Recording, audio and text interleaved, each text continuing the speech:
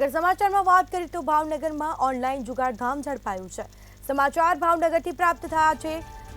કુમુદવાડી વિસ્તારમાં જુગારધામ ઝડપાયું। દુકાનનું શટર બંધ કરી જુગાર રમાતો હતો તો જુગારના સાધનો સહિતનો મુદ્દામાલ કબજે કરવામાં આવ્યો।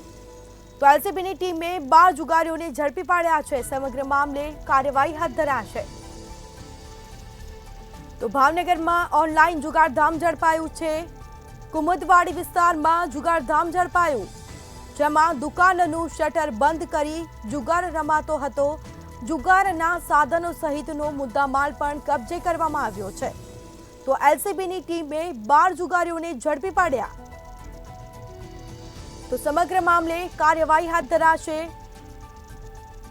દુકાનનું શટર બંધ કરી જુગાર રમાતો હતો। કુમુદવાડી વિસ્તારમાંથી જુગારધામ ઝડપાયું।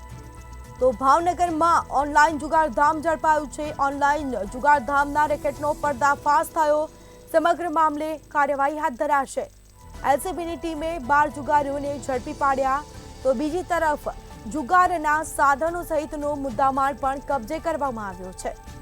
તો દુકાનનું શટર બંધ કરી જુગાર રમાતો હતો। તો બીજી તરફ કુમુદવાડી વિસ્તારમાંથી જુગારધામ ઝડપી પાડવામાં આવ્યું। તો ભાવનગરમાં ઓનલાઈન જુગારધામ ઝડપાયો છે। સમાચાર સામે આવી રહ્યા છે। તો દુકાનનું શટર બંધ કરી જુગાર રમાતો હતો। સમગ્ર મામલે કાર્યવાહી હાથ ધરાઈ છે। તો તમામ મુદ્દામાલ પણ કબજે કરવામાં આવ્યો। જુગારના સાધનો સહિતનો મુદ્દામાલ પોલીસે કબજે કર્યો છે, જેમાં 12 જુગારીઓને પણ ઝડપી પાડ્યા। તો બીજી તરફ કાર્યવાહી હાથ ધરાશે।